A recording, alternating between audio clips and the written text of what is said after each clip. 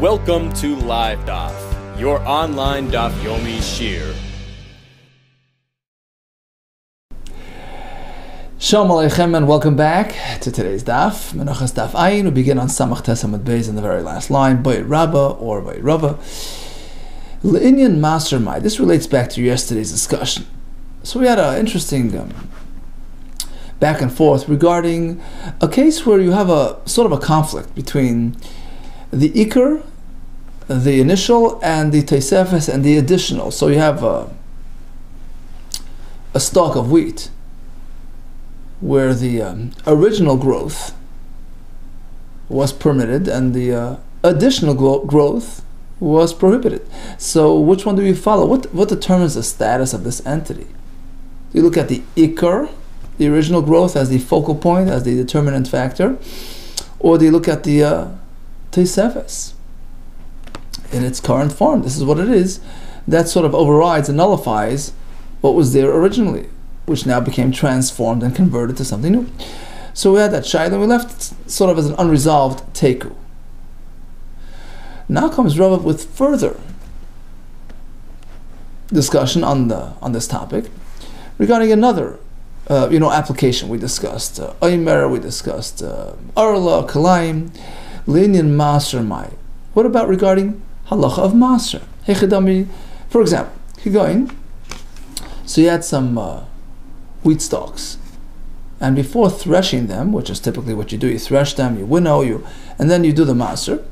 Well, he decided to jump the gun. Dam dinu, he made an estimation of the content of the grain in these stalks, and he did the Maser in this state, Vasrinu. Okay, he took Maser off of this, you get a pot to the Kayin, to the Levi, and now the content here is totally permitted. Vishaslinu. But then he decided, I want to have it grow a little more. So he had full stalks, and he replanted those same stalks, Vishaslinu. And now it's growing by leaps and bounds. Vaisivalu. So the question is, what do we focus on? The Iker, the original growth which was permitted, it was already meisered, or do you look at the Tosefes, the additional growth, which is brand new, which hadn't yet been addressed in terms of Truma and Maser? So now, if we shall suggest that in terms of that original question, the Iker versus Tosefes dilemma, we do not place the emphasis on the Iker, which means to say that the Iker will not be deemed primary and override the Tosefes and allow us to ignore the Tosefes. No, with Tosefes by Yasur you have to do Maser off the additional.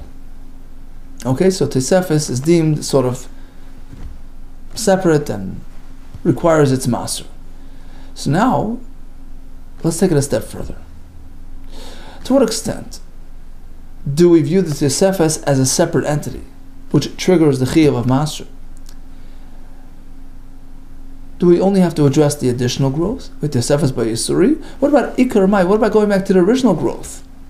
The first, let's call it 10%, that already was okay, was permitted through the original Maser procedure. What about that? What's the status of the original? Shall we say, well, that's been addressed, it's permitted. It stays mutter. So you only have to address 90% of this grain, not 10%. Or you can say that perhaps the Tosefes revolutionizes the whole thing. Look, it's now all been transformed into a new entity. Look, this is a totally new, took on a new form, a new format. And now the entire thing is deemed as brand new, and you have to master the whole thing. So the Iker sort of becomes batal in the new growth. Do we say it to that extent? So we sort of have a double question here, right? Yesterday we discussed, well, do we have the Iker override or not? And now we're saying, look, even if Iker does not override, and Tosefes has to be looked at as something new and separate, to what extent does it actually go back and overturn the Iker as well? Only Abai responds to Rava. What do you mean? That's a question you have every day. Look, every farmer knows. He takes sacks of wheat, barley kernels, which had been meisered, right? They're fully fine, fully kosher, and he plants them. And when the new crop arrives, he has to take off meiser from the entire amount. He can't deduct, well, the kernels comprised such and such a percentage of this total product, and those were already meiser. So no, we don't say that. We start fresh. We ignore the fact that the ikar, the kernels which comprised the ikar, they were the catalyst for this growth. They were the seeds. Had already been meisered. So why is this different? Amar Leis, he says, no, big difference. Davar shezari kala. A case where the zera disintegrates like wheat and barley. Let me boil it. Add no question, of course, you ignore that. It's gone. We start fresh. New crop, fresh wheat. You meiser the whole thing. My question was regarding that specific case where the original stalk is still here. It wasn't put into... You didn't plant seeds. You took the stalk right out of the ground. You meisered it and you put it right back in. Nothing disintegrated. Davar she'en zari kala, a case where the zara does not disintegrate. What's the status there? Shall we say that Yosefes overrides the ikr? You have to meiser the whole thing? Or do we say, no, you can deduct.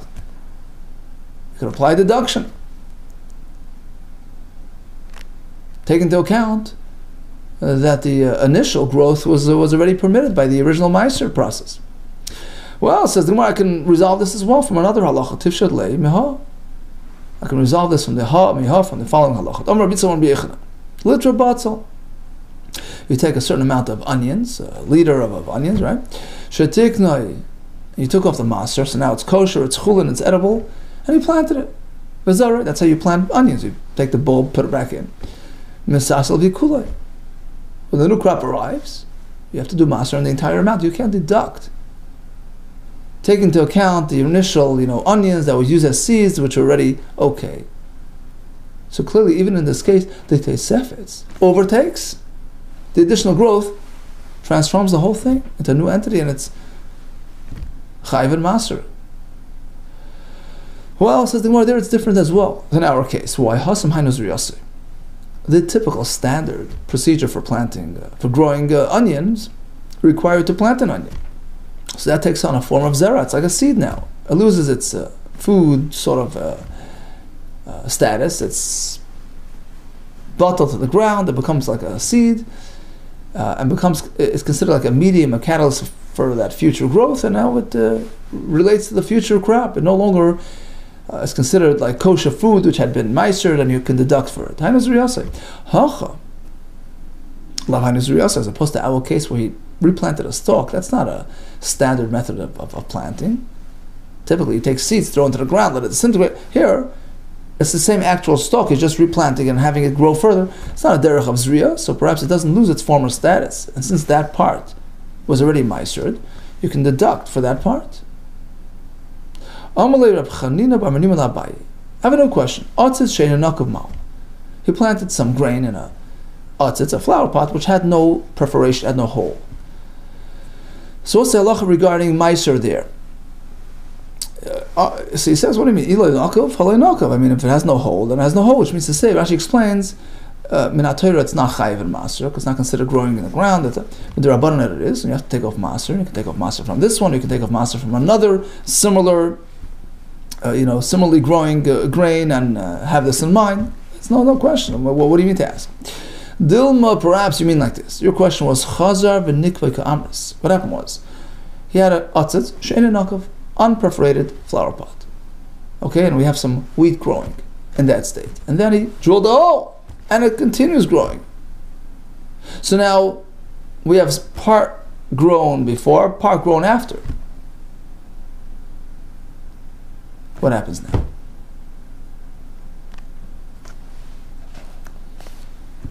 Shall we say,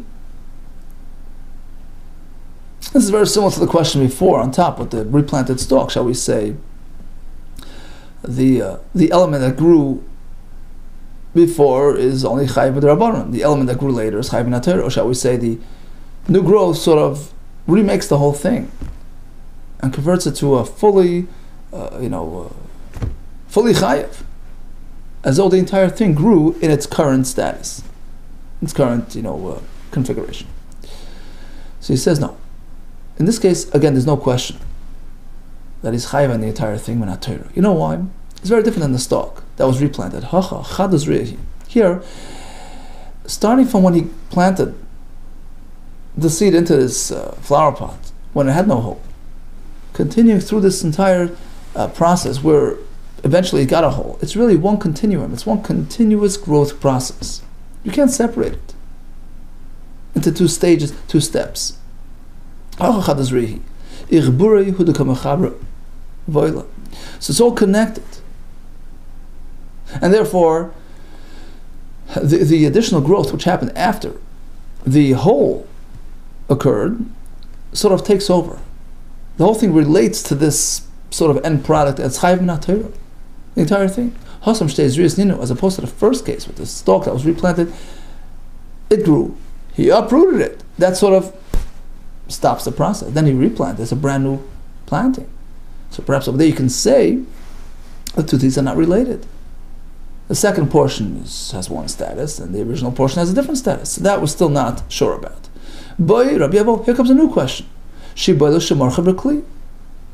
is the process of completion, the way they complete the grain, to pile it up and smooth it out. That grants it grain status, and it's chayv and maser. Now, typically it's done after winnowing and everything else. You have just plain kernels, but he has a sheboilas, one stalk with some grain that sort of got mixed in there, and it went through the miruach process in the kri, in the pile. So now it was chayiv and truma, chayiv and maser, v'shasla. And then he replanted. He noticed his stalk. Oh, let me replant it. I want to grow some more from it. V'kara aleh Hashem b'mechuber. Now he gave it a name, truma. He called it truma while it was already in the ground, replanted. So basically, it was chayiv and truma. But then he replanted it, and he decided to make a truma now, while in the ground. Ma, what's its status? Kibbut the marcha, shall we say, since it went through miruach, tavel, it became tevel.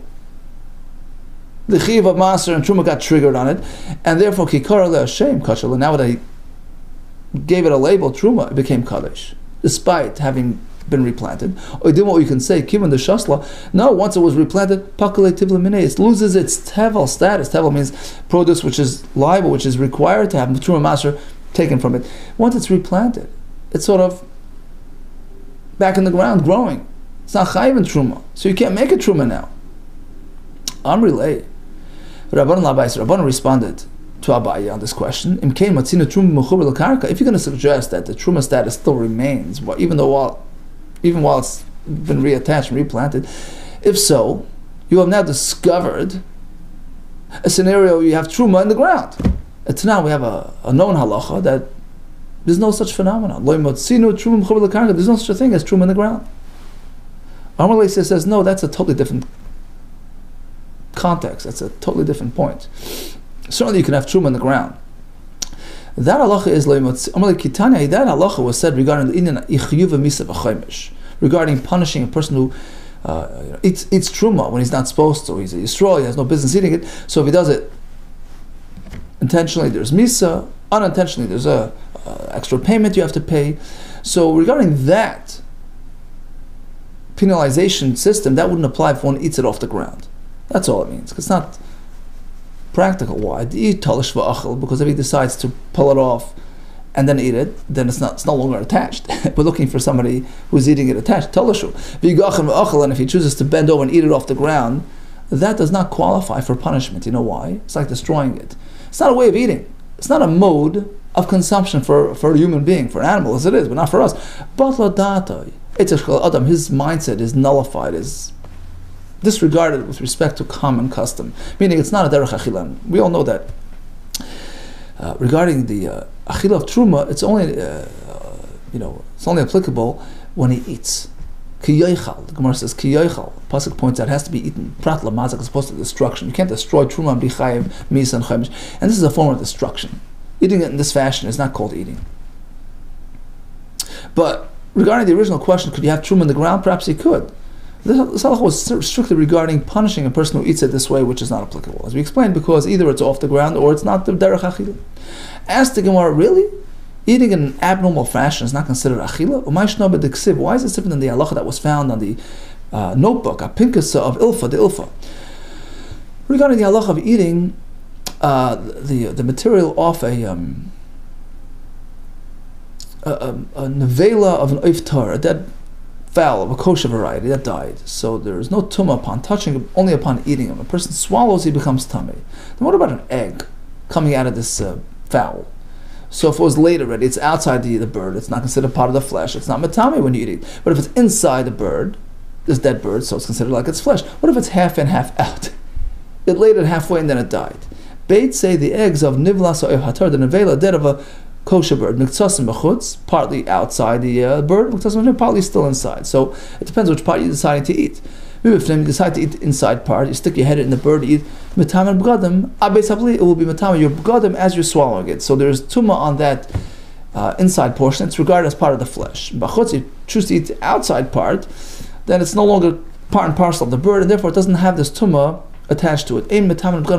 So clearly, sticking your head in a dead bird, I mean, that's not derech achila, it's considered an act of achila regarding tumah.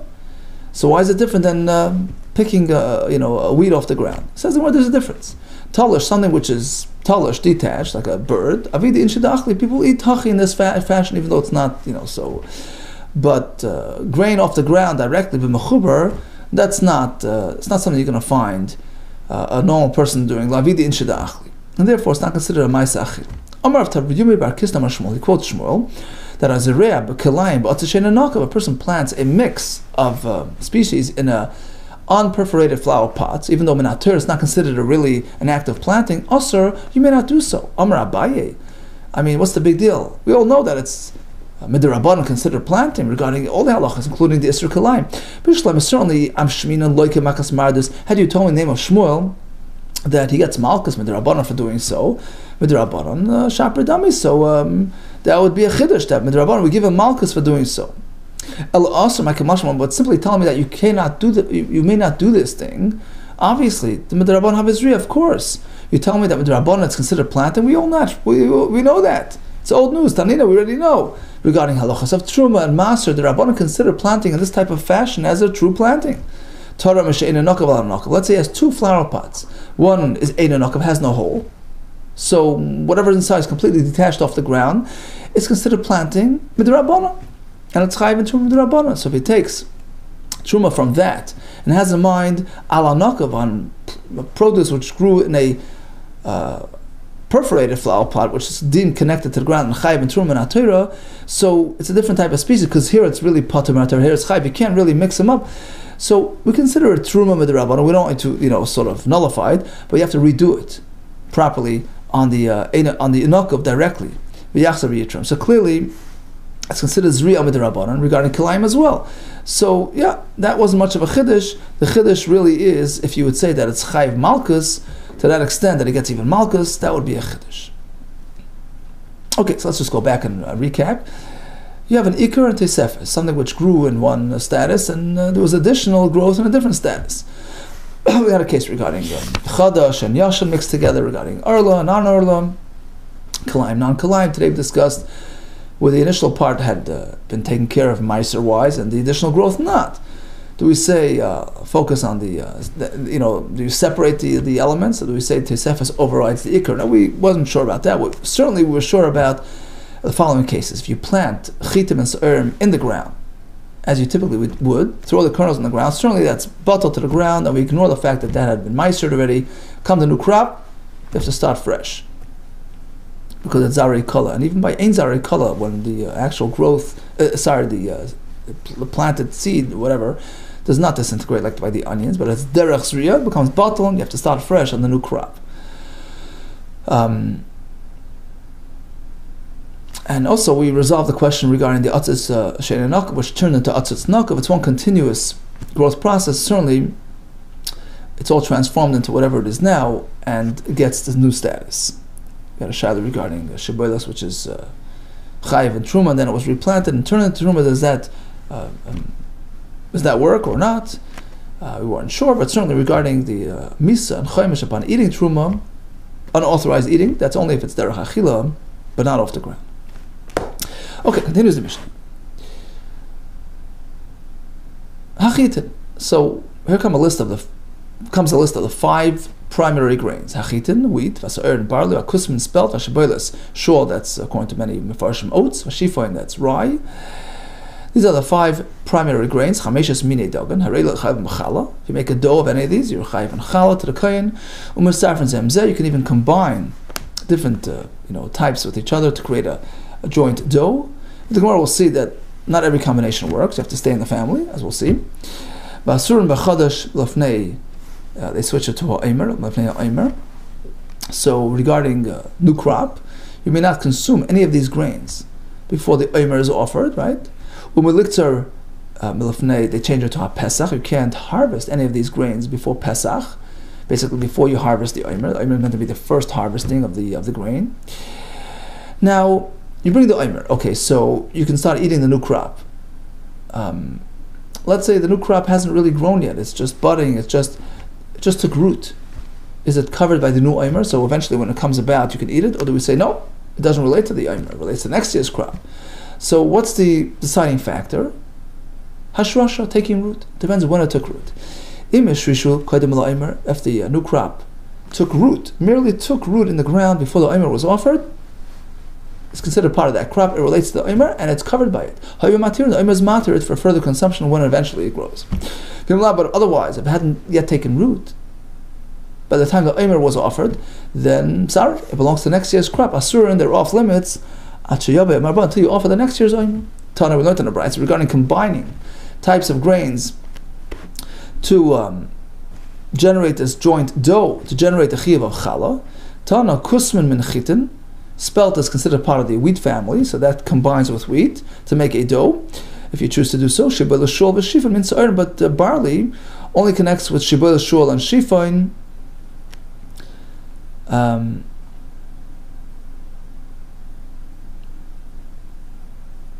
So Shibul, Shul, and Shifon are considered min sa'ir and part of the barley family. And Rashi explains what the Gemara means to say is that if you choose to make a dough, a multi-grain dough, right, wheat with something else, it's only going to combine with kusman, which is part of that sort of variety. Close enough, it's part of the family. Sa'irim, on the other hand, can be started with anything except for chitin. That's how Rashi learns the Gemara. Now, in terms of identifying the various types of grain, so kusman is gulba. Rashi says it's a shpilta, which sounds like spelt. Shifon is dishra, rye. Shibel shul is sheboile ta'ala. These sort of kernels, which look like a tail of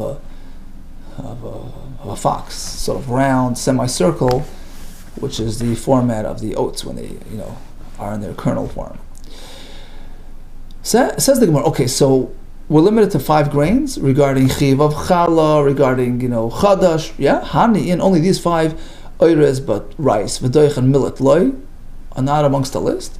But not really, how do we know that regarding those items, there's no chiv of chala, right? Omrish Lakish Asya, we have Gzera Shava, Lechem Matzah. It says Lechem over here by the Chiv of Chala, Melechem Aret. It says the word Lechem by Matzah. We connect. Right? Ksivhacha, here it says Voya Bach Lechem Melechem Aret. That's by Chiv of Chala. Uksivhasam by the Matzah, it says Lechem Aini. Okay, so we connect. And Vasam Minal, how do we know that by the Matzah?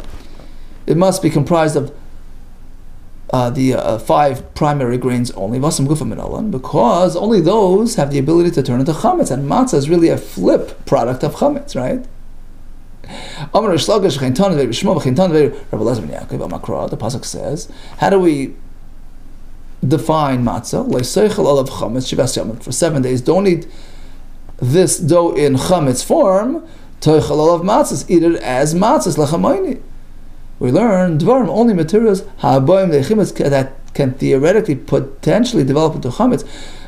That is meant to be used as matzah in a non-chametz format. Adam yoytze behen hidei chavas pesach. Man could fulfill his obligation by consuming that for pesach, for matzah. Yotzei as opposed to these 2 types just mentioned, like rice and millet. Shein boin chimutz, they can never achieve proper rising, proper chimutz. Elo de sirach, and they spoil, they bloat. That's not a chimutz process, and therefore they don't qualify for matzah, and by extension they are not going to obligate you in challah as well because they're connected. But generally you can make a multi-grain dough and be chayav. Tana, we have a brayso which says hatvua plain kernels, raw kernels, v'akmachem, flour, v'betzekas, or real dough, you can mix them up.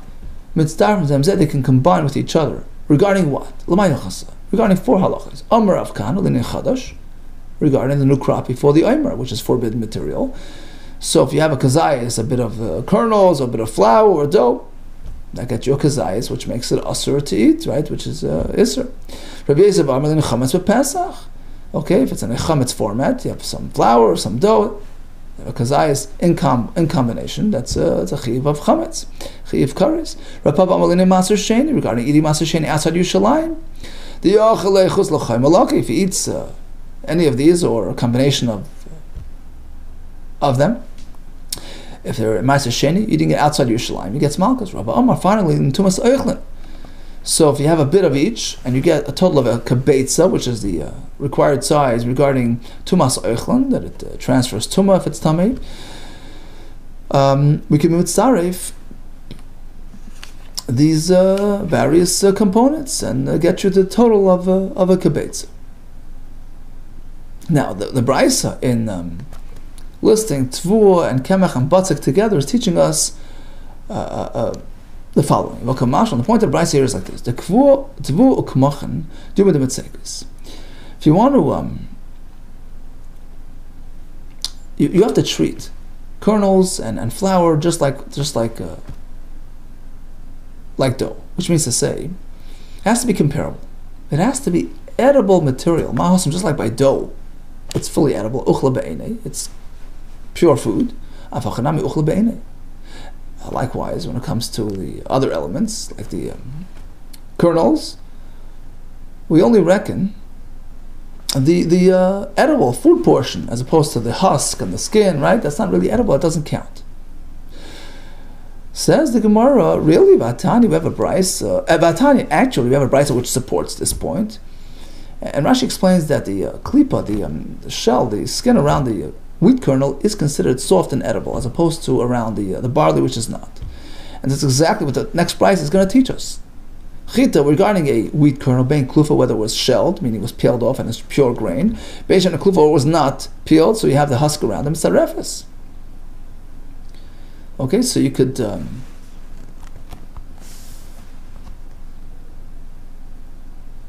mitzaref it, combined with other foods to get you to the required amount, like a kibetza for tumas oichlin, right?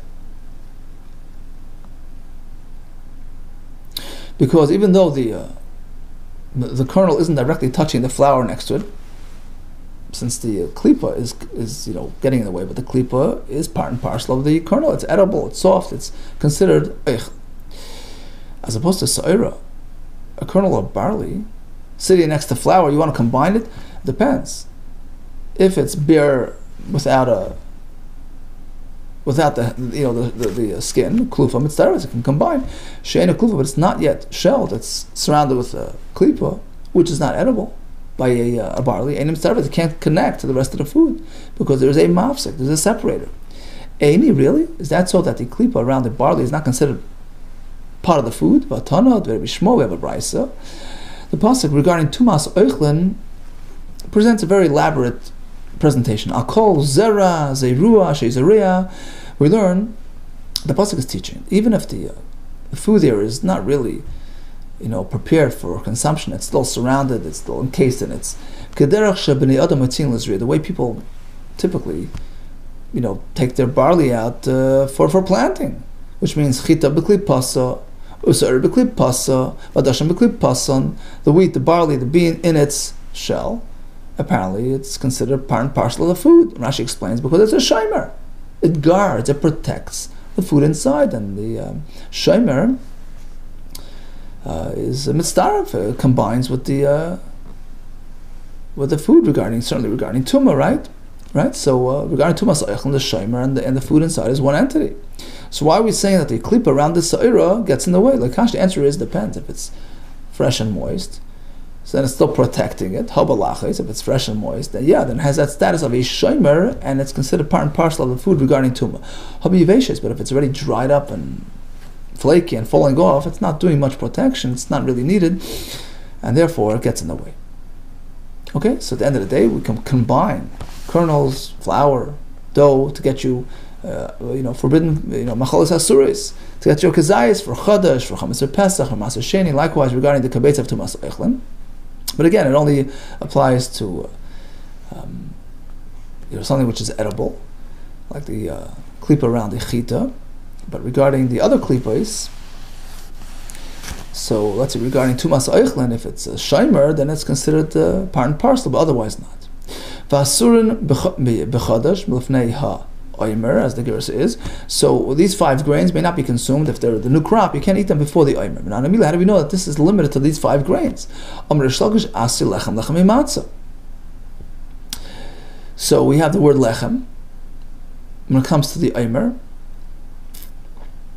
V'lechem, v'koli, v'karma, loisach. Don't eat that before the oimer. And we have the word lechem by matzah, discussed earlier, which is covers all 5 grains. The same thing with the isra of chadash before the oimer covers all 5 grains. V'liktzar lifnei ha-pesach, nor are you meant to harvest the new crop before Pesach.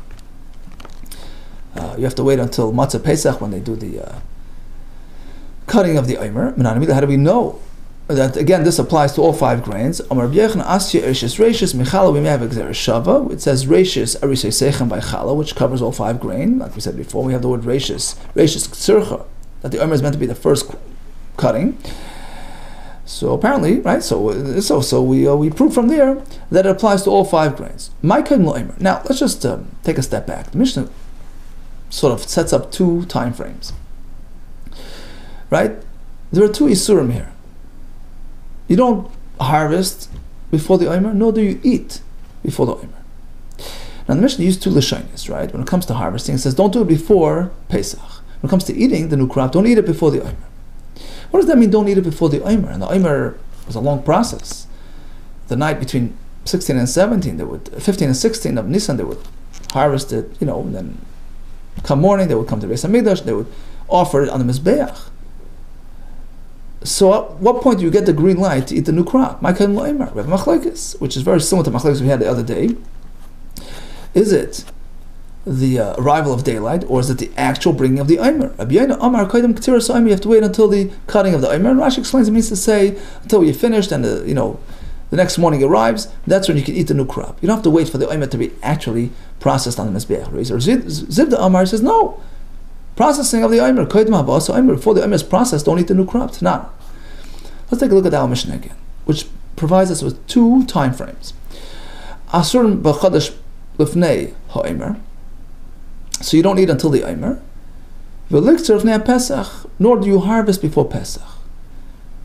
2 separate time frames. Now, if they're both, the eating and the harvesting Isser are both dependent upon harvesting the oimer, you don't have to wait until it's processed. So why does the Mishnah set up 2 separate time frames, 2 separate timelines?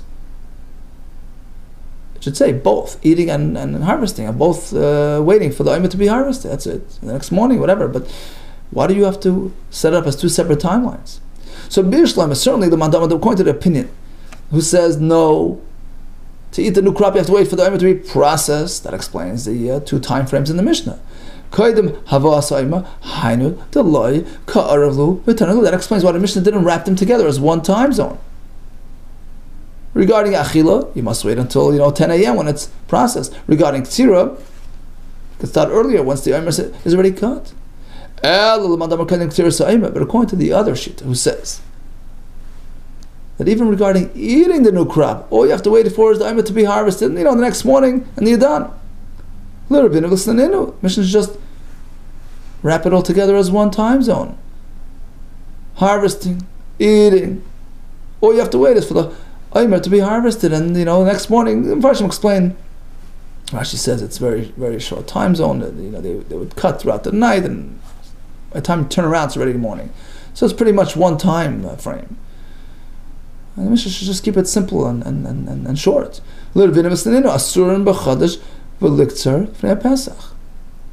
eat or don't harvest until Pesach comes around. Meaning, right after Pesach, when they harvest it, it's already done, and the next morning, you're done. For both. You're right. We misunderstood the whole discussion. All agree For eating the new crop, you have to wait until the Omer is processed, actually processed. There's no machlekes. The discussion pertained to a totally different halacha. The last part of the Mishnah which discussed what's covered by the Omer. How far advanced in its growth does the new crop have to be? How much growth does it have to achieve for it to be covered by the Omer this year? Depends when it took root. If the rooting took place before the Omer, then it's covered, Omer Matirin. Otherwise, you have to wait till next year. Now, before the Omer, what does that mean? Harvesting of the Omer? So it must take root before that, or bringing of the Omer. If it takes root before bringing, that's still okay. And now we have a machlekes. How do